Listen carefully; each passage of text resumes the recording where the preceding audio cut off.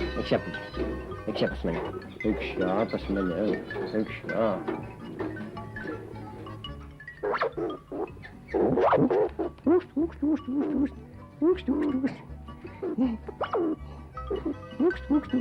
Čiurna.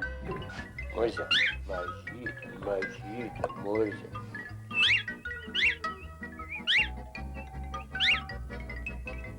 Labą dieną, mėly televizijos žiūrovai. Šiandien pakalbėsime apie siaubingus gyvūnus. Siaubingus galbūt ne vyram, bet moterim esu tikras, kad kai kurioms galbūt ir sukels siaubą. Paklausykim. Tarakonas, kuris šnypščia, Madagaskaro tarakonas, besparnis. Nepasakyčiau, kad gražus, tikrai negražus, bet įdomus. O štai vienas iš didžiausių ir man netgi pasakyčiau patinka. Vat štai toks didžiulis tarakonas. Mano kaimynų siaubui gyvena mūsų namuose. Turbūt niekad negirdėjote, kad kalbėčiau apie namuose laikomus gyvūnus. Labai retai. Nes biologai, aišku, artimesnė yra ta miela laukinė gamta. Mūsų namuose gyvena savotiškas gyventojas, naujas ežiukas. Ežiukas, bet koks ežiukas, nepaprastas, atkeliavęs iš dykumų. Tai yra su didelėm ausim. Gaila, kad dabar jis ausis suviniojas. Štai, o juk jo ausis kaip asilo. Paskambino mergina ir pasakė, kad turi voveriuką, kurį atėmė iš tos varnos. Va. Voveriukas, kaip matot, vikros. Merginos vardas Kristina. Jinai žvėryne gyvena ir voveriukas, kaip matot, štai nepaprastai vitrus. Padėk vaikelį man. Štai, pabandysim jį pamaitinti. Pirmoji raudonai knyga. Jos iliustracijos dalis yra mano žmonos paruošta. Taip, kad matot, aš tekstą paruošiau, o jinai iliustracijas. Drugelį ir... Čia labai sunkus darbas, specifinis labai. Patikėkit, kad tai darbas tikrai sunkus. Ir todėl ne veltui žmona galbūt tikrai ir ašarą ne vieną išvargino, kol aš priekabus, siaubingai priekabus. O kodėl? Mano nelaimiai. Ašgi kadaise pats norėjau dailininku tapti. Ir svajojo stoti į dailės institutą, bet gamta paviliojo. Sveiki gyvi. Ar jums neatrodo, gerbiamas profesoriau, kad šiandien labai daug įvairių sutapimų? Pasižiūrėkite. Mes abu gamtininkai, tik tiek, kad jūs buvęs mano dėstytojas, o aš buvęs studentas. Bet pakankamai senai. Tai buvo pakankamai senai. Dabar žiūrėkite vėl. Mes abudu lyg ir televizijos žmonės, kartu kažką tai televizijoje darome. Dabar trečias dalykas, mes susitinkame pas jūs bute ir vėl pirmą kartą pas jūs svečiuose. Ir turbūt ne veltui susitinkame, vis dėlto tai jūsų pirmoji laida Lietuvos televizijoje, į kurią jūs sugrįžtate, su kuo aš jūs ir sveikinu, bet turbūt šiandien pagrindinė iš viso proga, tai kad jums jubiliejinė laida, pirmoji laida, kuri yra skirta 75 jūsų gyvenimo metams. Kągi, dėkui jums sveikinimą. Tai galbūt truputėlį prisiminkime tą tokią tolimą praeitį. Kokie tai buvo laikai? Kas tai buvo per laikai? Kodėl jūs patraukė būtent televiziją? Kodėl jūs nenuėjote kitų kelių kaip kiti mokslininkai? Man sunku pasakyti, kokiu būdu aš patekau į televiziją. Turbūt pagrindą davė kelionės. Nes aš labai mėgau keliauti nuo pat mažumės. Vos, kaip sako, pipiras būdamas, kadangi augau Dzūkijos Šiluose, tai keliaudavau Šilais, o vėliau po visą Lietuvą ir tik tai Lietuvą išmaišęs, aš jau pakeliavau toliau, po plačiąją Tarybų sąjungą, kaip mes tada sakydavom. Aš labai sunkiai tuos metus prisimenu, tai buvo turbūt jau 6-asis dešimtmetis ar 7-asis dešimtmetis, kai jūs pirmą kartą patekote į televiziją ir kodėl jūs ten patekote? Bendrai pradėjau, bet būtent Lietuvos televizijai 64 metais. Aš dar tuo metu buvau mokyklai. Taip, kad žmonės, kurie tada buvo vaikai, dabar jų vaikai jau žiūri mano laidas. O pagrindą davė tai, kad aš keliaudavau ir iš tų kelionių kažkokių tai žinių parsiveždavau, kažkokių tai augalų, kažkokių tai gyvūnų. Ir tie gyvūnai mūsų namuose gyveno labai ilgai, kartais netgi dešimtmečiais. Nu ir štai pasidalinti su žmonėmis buvo apie ką, mane pasikvietė į televiziją ir taip prasidėjo mūsų ta kelionė televizijos keliais. Gal jūs prisimenate, kaip ta pirmoji jūsų laida vadinosi ir galbūt žiūrovai ją prisimena? Vargu ar prisimins, kadangi tik tai porą laidų buvo tokio ciklo. Tai būtent ir platusgi kraštas. Kaip, nu, tada Tarybų sąjunga tikrai buvo plati. Ir aš pradėjau šitą, bet labai greitai pakeitėm tematiką ir taip atsirado Langas į gamtą. Langas į gamtą ilgiausiai išsilaikiusi laida. Įsivaizduokit, mėly televizijos žiūrovai, tas langas tik tai užsidarė vos prieš porą metų. Pirmiausia, tai kai Danutė Pročkytė, kuri daugelį metų su juo darė Langas į gamtą, nebeatsimenu dėl kokių priežasčių, perdavė tą laidą daryti man. Ir aš tapau laidos su Kazlausku redaktorė. Jauna redaktorė. Tai supratau, kad tai yra labai nelengvas man toks psichologinis krūvis, dėl to, kad gerbiamas gamtininkas, jis į mane labai žiūrėjo įtariai. Jis buvo taip gerai susigyvenęs su Danute Pročkyte, jis taip žinojo, ką jinai pasakys, ką jam reikia pasakyti. Jie ten viską jau buvo išgyvenę ir labai gerai jiems sekėsi dirbti. Ir man labai ilgai teko eiti per tokius psichologinius barjerus, kad vis dėlto suprastų gerbiamas mūsų laidos vedėjas, kad galima dar ir su manim dirbti. Bet po to mes tikrai labai susidraugavom ir aš atsimenu tas nuostabias laidas iš pievų. Tuo metu dar buvo Kazlausko mažas sūnus ir jisai toje pievoje irgi striksėjo kaip herojus, kaip vedėjo padėjėjas ir jau irgi labai daug ką žinojo, viską apie tai, kas ten žydi ir apie tai, kas ten gyvena toje pievoje. Tai iš tikrųjų tokios nepaprastai malonios širdžiai akimirkos. O kitas toks stiprus mano pergyvenimas susijęs su Ričardu Kazlausku, tai buvo pirmas apsilankimas jo namuose. Aš manau, kad tai išgyvena kiekvienas, aš manau, neabejoju, kad ir dabar turbūt tuose namuose yra visų stebuklų. Na tada, žinoma, aš supratau, kad galų gale, nors ir užaugusi, bet aš atsidūriau tikriausio daktaro Aiskaudos namuose. Lietuvos televizijoje jūs prabuvote, laidą vedėte 8 metus, kiek žinau. Ar daugiau? Daugiau. Langas į gamtą. Langas į gamtą. Daugiau. Ką jūs? 25 metus. 25 metus. Juk aš 25 metus. Matote, kaip laikas greitai bėga. Tik tai paskutiniais metais buvo kita laida. Tai buvo laida jau su mano sūneliu ir vadinosi Vakaras su tėveliu. Vakaras. Čia laida buvo daugiau skirta turbūt vaikams, pažiūrėkit. Vaikams. Taip, čia buvo vaikams. O, koks mielas paukštelis. Vaišinsim. Taip, praalku, kol mes kalbėjome. Kokius jums prisiminimus paliko būtent ta laida Langas į gamtą? Visko buvo. Ko tik tai nebuvo. Štai rodau laidą apie gyvatę. Stalas padengtas aksomu, gyvatė puikiai matosi, bet nepagalvojom, kad ant aksomo, taigi gyvatė kaip samanose, įkaitinta prožektorių. Nu, fantastika. Man tik dabar vienas klausimas toks ir turbūt žiūrovams bus įdomu. Ta gyvatė buvo nuodinga? Nuodinga. Ir jūs ją į studiją taip atsivežėte? Lietuvos gyvatė. Lietuvos. Iš zoologijos sodo mes paėmėm. Angį. Angį, tikriausiai. Ir aš su lazdele, kaip dirigento lazdele, aš jai prispaudžiu galvą, įsivaizduoju, kad aš ją paimčiau už sprando, kaip žinot, kaip gyvatės įmamos.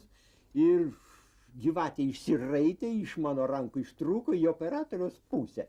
Ir įsivaizduokit, į operatorius nulaimė, kad mano 2 operatoriai buvo, nes šitas operatorius nuo kameros pasitraukė.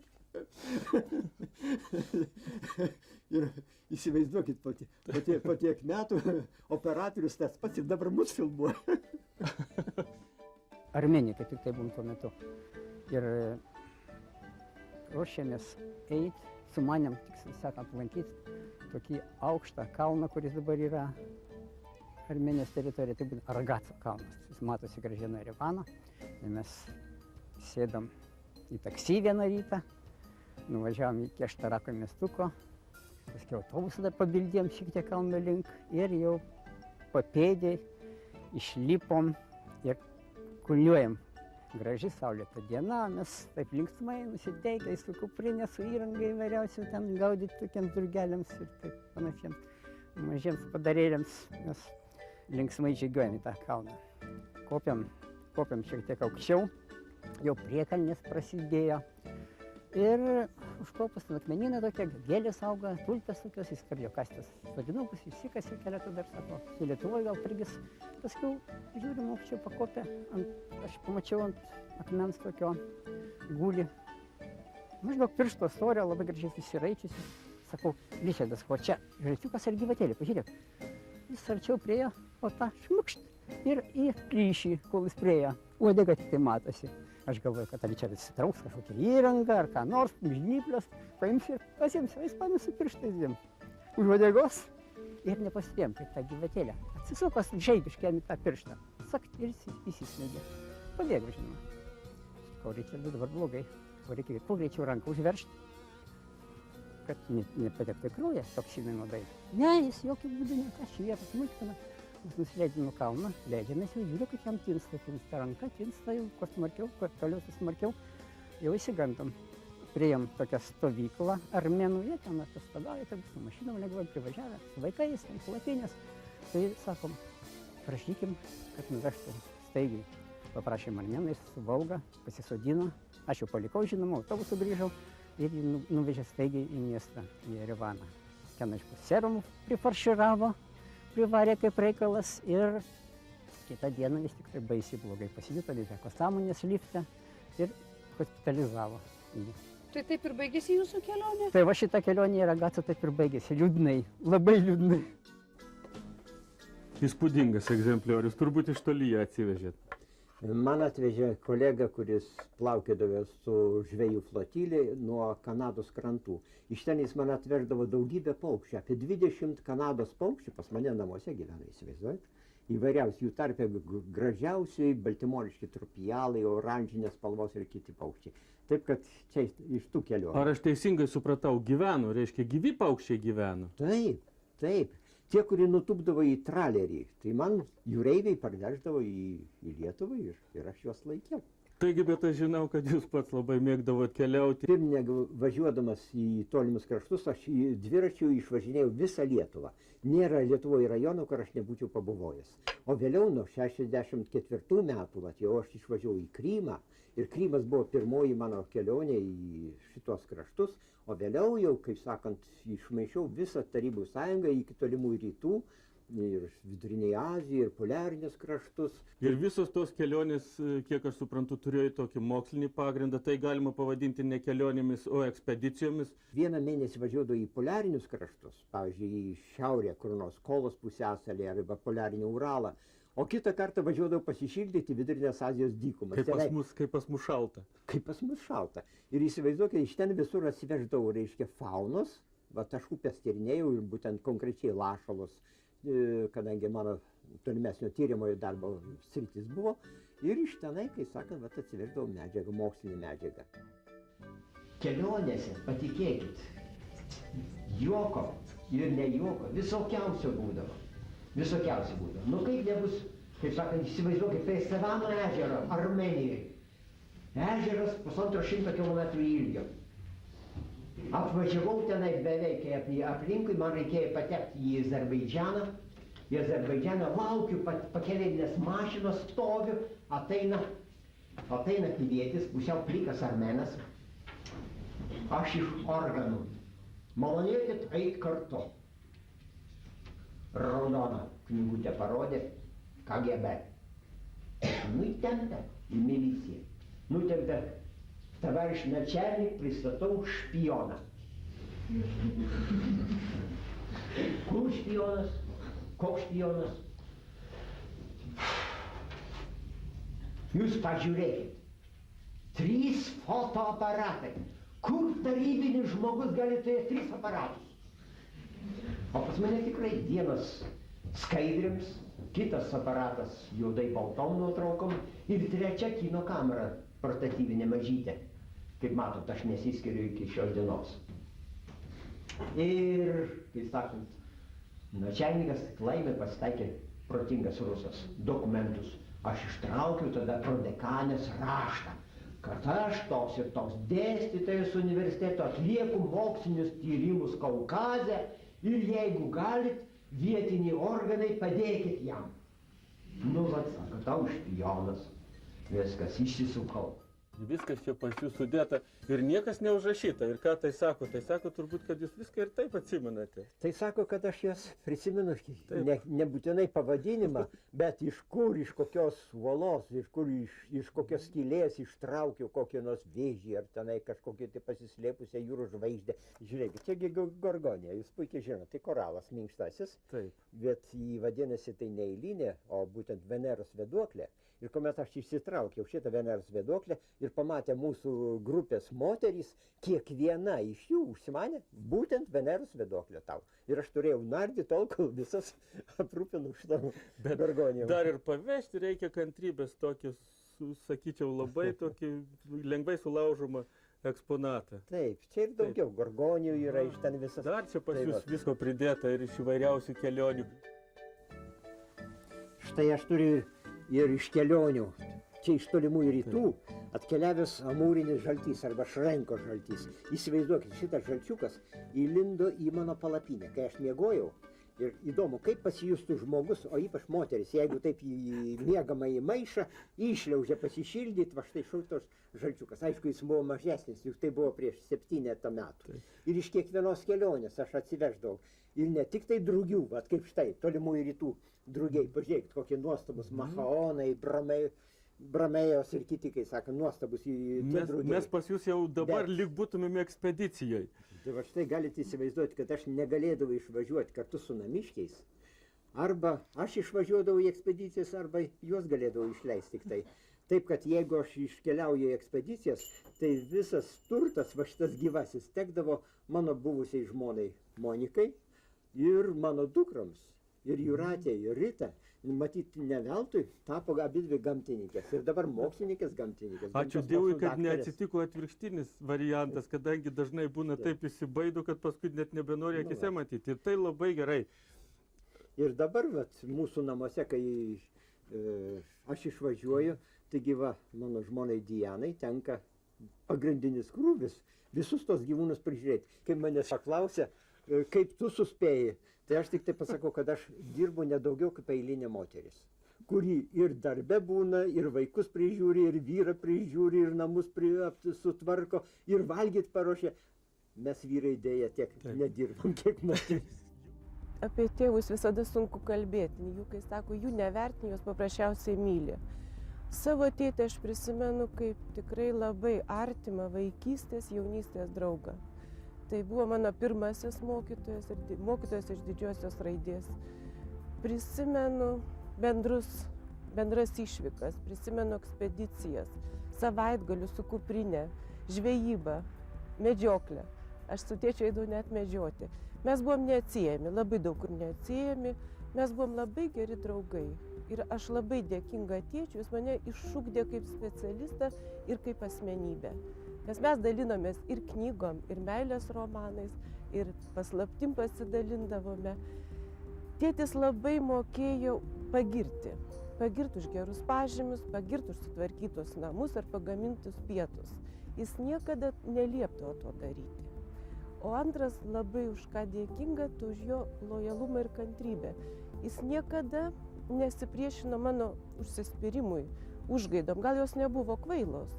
Kai aš po 2 kursų pasakiau, kad aš čia nebenoriu mokytis Vilniuje ir noriu išvažiuoti, jis man padėjo išvažiuoti ir baigti studijas Leningrade. Už tai aš tikrai jam dėkinga esu.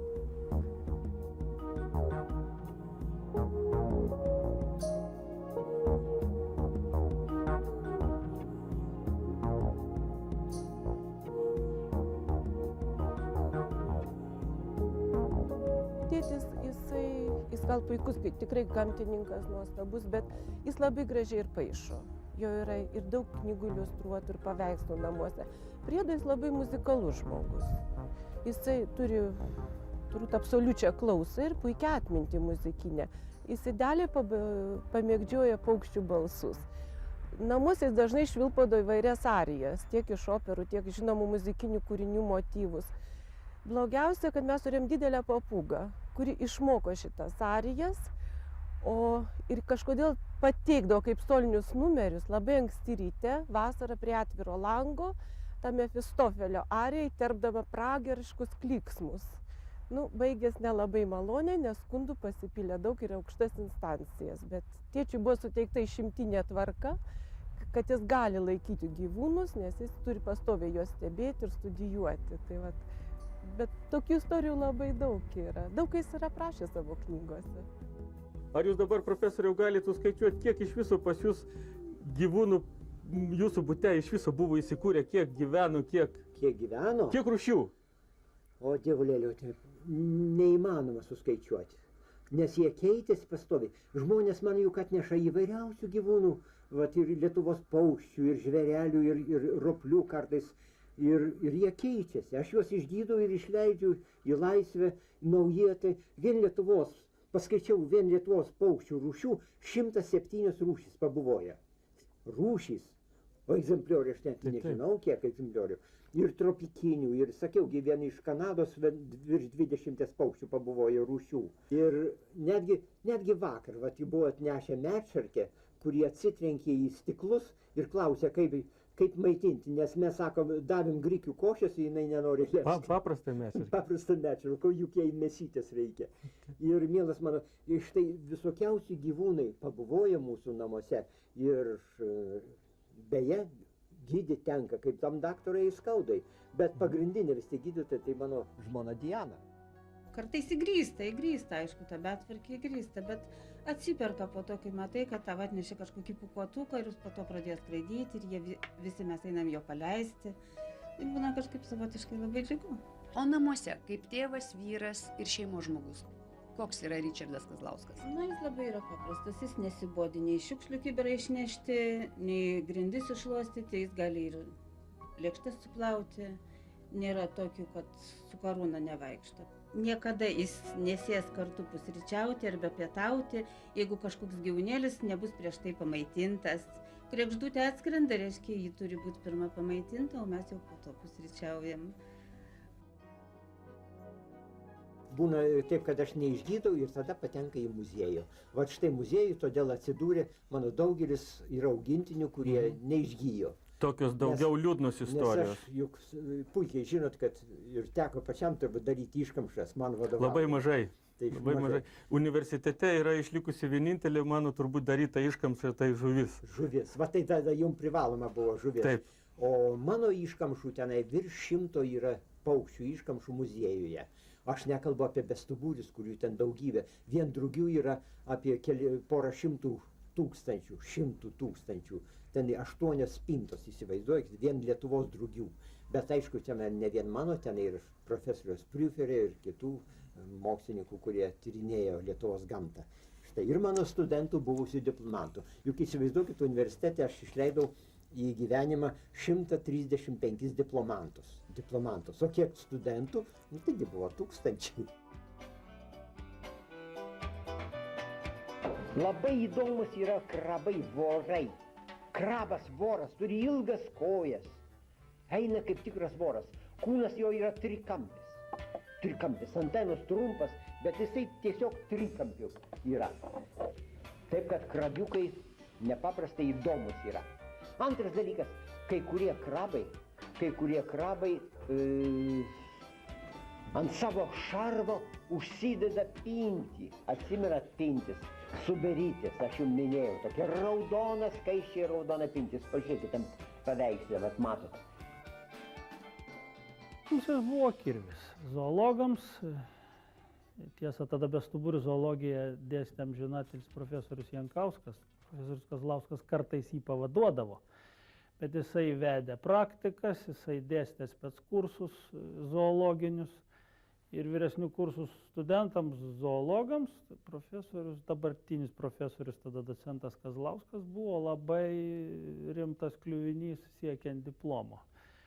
Ir tai, kad Vilniaus universitetą baigė zoologai kažko tai verti, tai aš manau, profesoriaus nuopelnas yra didžiulis, kadangi jis buvo bekompromisis, entuziastas, bet bekompromisis, kas liečia žinias. Jau pro jį neprasmuksi, reikėdavo mokytis ir mokytis ne tik tai tas, kas užrašuose, bet ir kas vadovėlį ir dar visur visokių dalykų prisigraibyti. Studentai bendrai manydavo, kad aš geras kelbis, bet tikrumoje tai visi, kurie gerai žinodavo, gaudavo puikius pažymius. O studentai keitėsi. Prisiminkim tik tai vieną. Jūs prisimenate dėstytoją Stašaitį.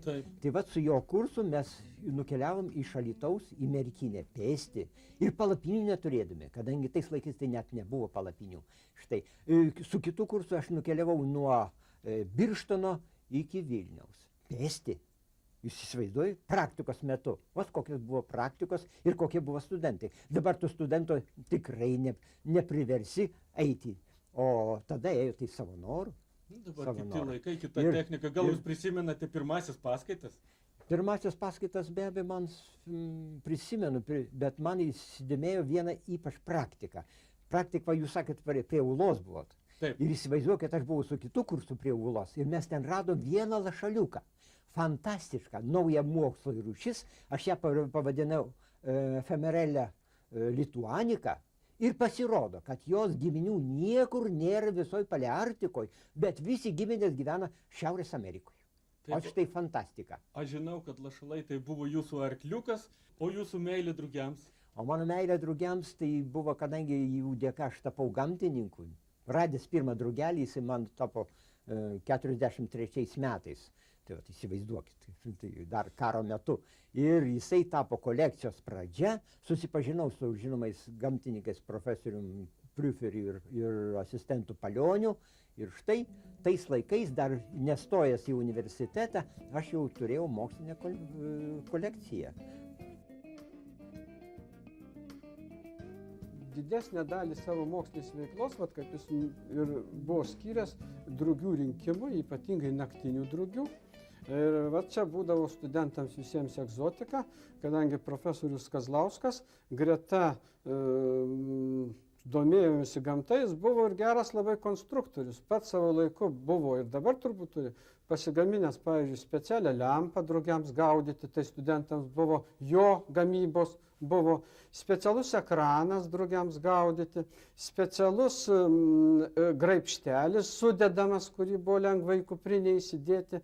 Tada tiek transporto nebuvo, kaip dabar yra. Ir pats profesorius Kazlauskas traukiniu arba kitomis panašiomis transporto priemonėmis pasiekdavo bet kokius Lietuvos regionus, pačius atokiausius. Ir vat man padarė labai didelį įspūdį profesorius Kazlauskas, kaip tik tais antrame kurse, būnant, ne pirmo kurso pabaigoje turbūt, jau dabar ties tie ir metai maišosi, jis pasikvietė mane į savo namus ir aš net neįsivaizdavau, kad Vilniuje gali būti tokiu būdu įrengtas butas.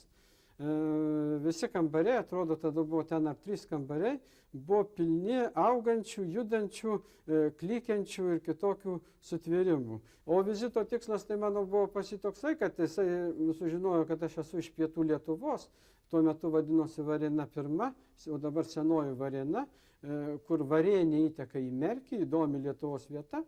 Ir jis manęs paprašė su ta jo garsiaja lempa ir su graibšteliu pagaudyti naktinių drugių.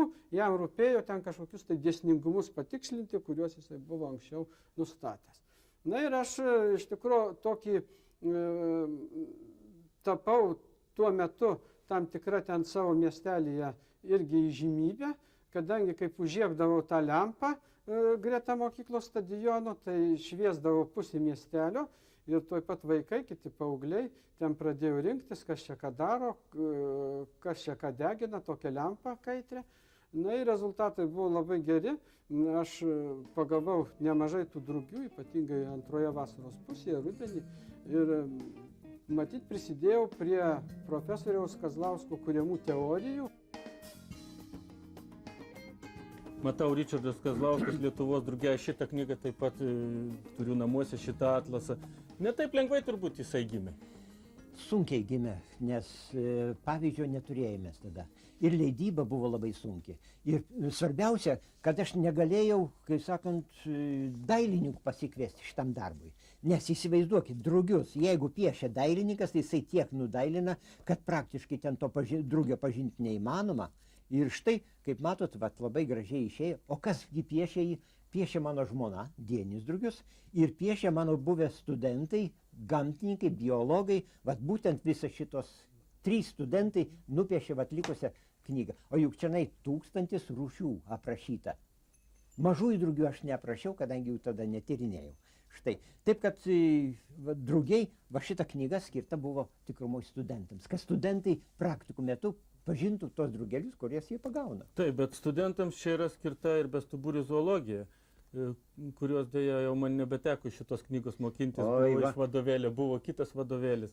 Taip. Bet ten buvo taip pat jūsų pavardė. Jūs mokėtės iš Natalie bestuburių zoologijos, kurios vertėjų buvau ir aš taip pat. Taip. O ir dabar studentai va, dar iš šito vadovėlio naudoja. Aš čia matau įvairių žanrus. Kaip tai pavyksta viską suderinti? Ir vienoks žanras, ir kitoks, netgi etnografija, ir vaikams literatūra. Juk, suprantat, juk mano gyvenimo paskirtis tai yra įskiepyti vaikams, o galima ir suaugusiems, tai meilę gamtai. Ir štai mano tos knygos, kaip ir televizijos laidos, yra skirtos tam, kad aš sudominčiau gamtą, sudominčiau mažylius ir nuo mažylių pereitum paskui prie suaugusių. Štai kodėl yra knygos skirtos va štai tokios va kaip Kukulakė, kaip kad numylėtiniai. Čia aš aprašiau savo numylėtinius, va tos visus padarėlius, kurie pas mus buvo. Ir čia daugybė visokiausių nuotykių aprašyta. Taip, kad vaikai džiaugdavosi, kad aš šitą knygutį jiems padovanojau. Ir dabar, netgi ir dabar, vat, štai, matot, vat, yra knygutė, paskutinė, kurią aš pasirašiau, tik tai pereitais metais, vat, išėjo Lietuvos girių glūdumoje. Tai irgi vaikams skirta, kad jie pamiltų mūsų Lietuvos gamtą. Taip, vis dėlto nuo vaikų ir prasideda meilė gamtai. Ir... Apie ką kalba? Apie ką kalba? Lietuvos gamtai juk jie mokėsi, ir mano sūnus mokėsi iš Lietuvos gamtos knygutės. Čia be jokių iliustracijų buvo. Vargo mokytojai neišpasakytai. O vėliau išleidau Lietuvos gamtą su visom iliustracijom. Taip. Ir sakykite, kiek tokių knygučių iš viso jūs per savo tą kūrybinę veiklą ir išleidote į pasaulį? Išleidau tai 15 knygų, bet kuriozas štai kur yra. Juk aš prasčiausiai mokėjau rašyti. Ir aš prisimenu vidurinėje mokykloje, mane mokytas tiesiog kalte kaldavo, kad aš nemokša ir nemoku rašyti. Tai yra dabartinė vienintelė raudonoji knyga.